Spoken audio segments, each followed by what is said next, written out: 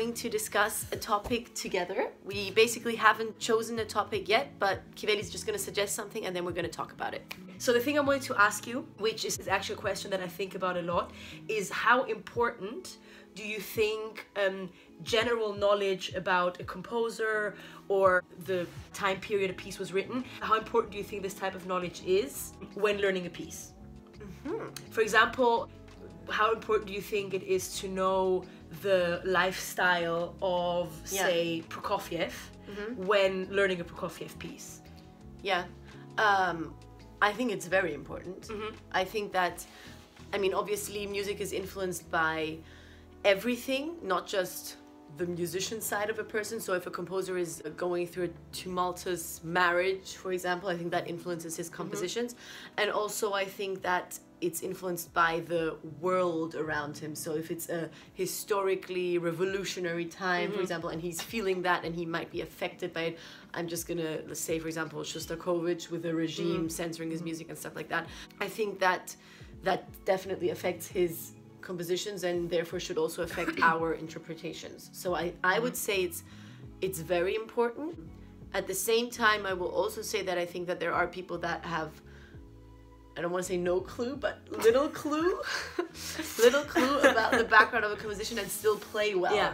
And because I totally agree. I mean, on the basis, I'm always so interested to know the backstory of a piece, the backstory of a composer. Many times also because it helps me look at the piece differently or get inspiration to, you know, what to think about, what to feel when I play the piece. So for sure, I've always laid very high emphasis on that. Yeah. But I feel like sometimes, you know, there's this like type of musician that has like this encyclopedic knowledge of every composer. And by the way, did you know that in a letter to this and this person, he wrote in a side sentence that this and this? And I'm always like, wow, interesting. I didn't know that. I didn't know that, and I feel like it would make no difference if I had. You know what I mean? So I think it's a bit of a balance, because I think that a lot of it can just be taken from really the musical communication, musical language. I think there is another like sort of area or maybe category of knowledge that is very much needed when it comes to like historical meaning of certain signs. You mean like historically informed? Historically, for example, a trill. Do you play it from the bottom or from the top? You know, like styles, tempi, what they meant. So I think that there is this type of which basically is knowledge you need in order to have an informed interpretation. Which this I think is very important. Yeah, I mean, I think generally, like, although it can be kind of annoying, I think that obviously a musician that has encyclopedic knowledge of a piece is always a good thing, you know, rather than a bad thing. But of course, I would still say the base of playing is obviously your playing, your ability to play, your ability to transport feelings to the audience, so you can know as much as you want to. You still are not gonna show that if you don't have the tools to do it. Follow-up question to that, which is a bit broader and not entirely just on like musical knowledge. I think we used to talk about it a lot when we were younger, because the first teacher that we had was someone who had like a controversial opinion of going to school or not. And I think there are a lot of people that decide to not go to school and instead completely focus on like, you know, practicing and everything. So for me, so the question would be, how important is just a general, you know, education, life education outside of music? How important is it to be a good artist? And I've always found that it is very important. I was also gonna say, yes, of course, I know many people that didn't go to school basically until the end or something like that and focused on music a lot, but I know many amazing musicians that did go to school until the end and have their A-levels, or what's it called? A-levels.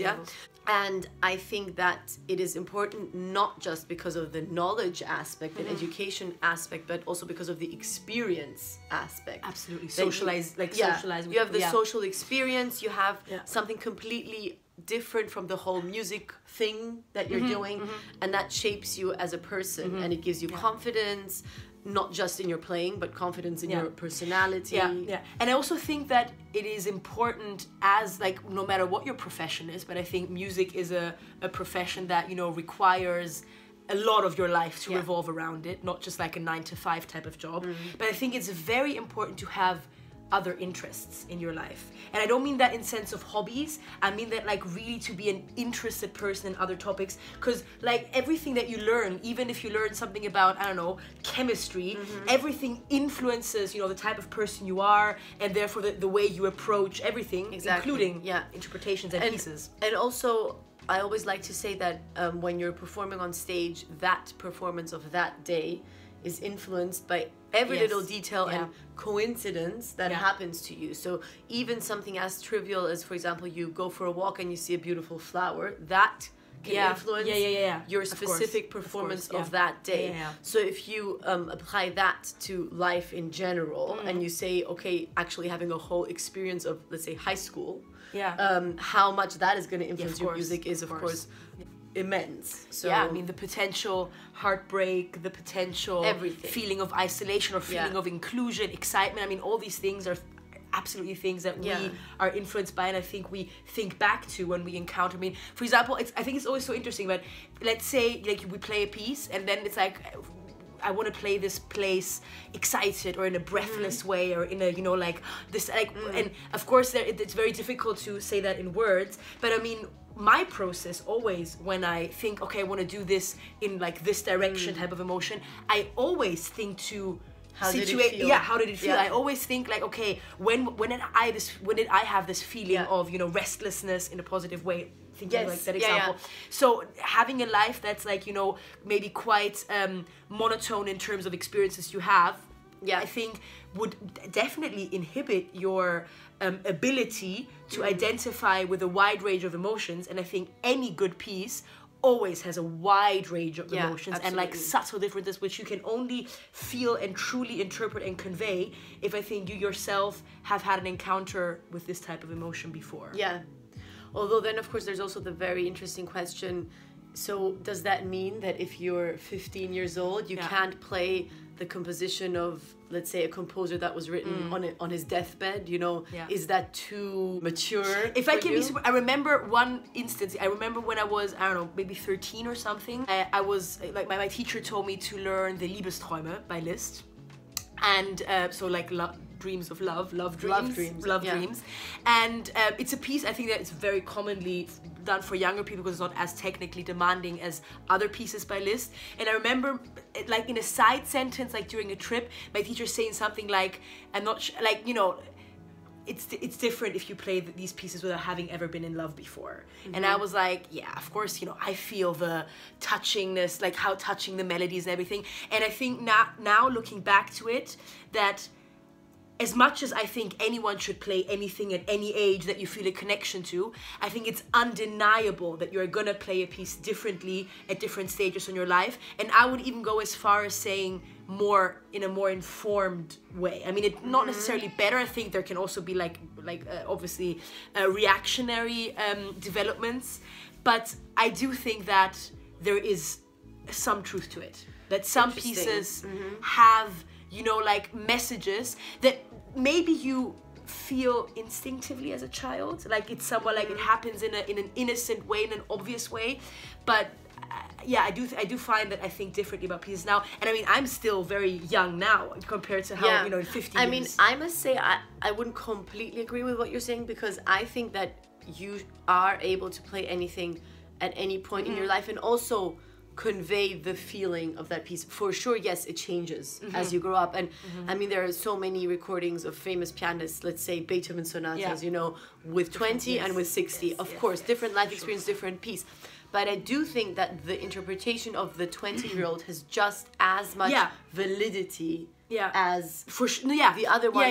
And I also think that a young person that hasn't experienced, let's say, someone dying, for example, although that's not even true, because I mean, most of us have experienced someone dying even at a young age, like a grandparent or something like this, you know, in some kind of way. Or I mean, what is even dying? Maybe you've lost your stuffed animal, and for you that is like losing somebody. And I have more the theory that children are so in touch with their emotions, and I don't mean just, you know, 2-year-olds, but actually, like, you know, when you're at school and as a teenager, you have experienced all of that in your own way, that I think that you have a lot to say on these subjects that maybe even when you're grown up, you're not even feeling that much. So I'm always not a fan of someone saying, you know, you're not really ready to play that piece. No, yeah. I mean, I wouldn't be.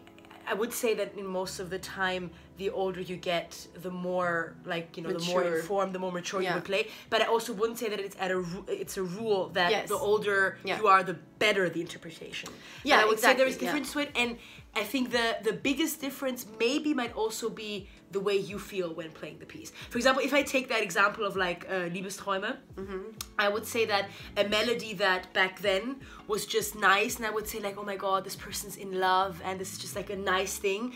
Now I feel like is maybe laced with a bit of, you know, wishfulness, you know, which maybe is a bit more of like nostalgia, or, you know, an ideal that you hope to achieve but is not there yet, which is more bittersweet than just it's just nice, you know what I mean? So, and I think that influences the way I play it. I can't say if, you know, it's a completely different thing from the outside.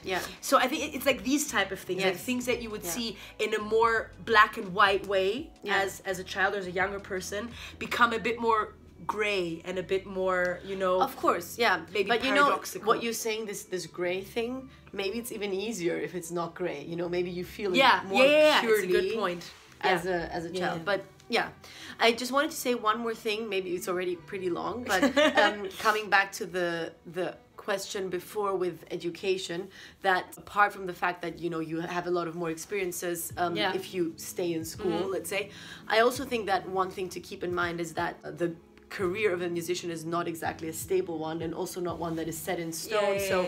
For me, I must say that another thought process in my mind, and that was instilled in both of us, also through our parents, was who are not musicians. It was, of course you will finish school, because if you don't make it in music, you'll have something else to do. You know, you can study something else, and I think that is not so stupid. You know, to keep that in mind, just to have some foundation, some education to actually be able to do something fall back else. on. Exactly. All right. Moral of today's discussion is stay in school. And stay in school and just controversial opinion. And basically live life. Live life with all of the experiences. Don't just focus on one single thing. So anyway, we'll see you again soon. Bye. Bye.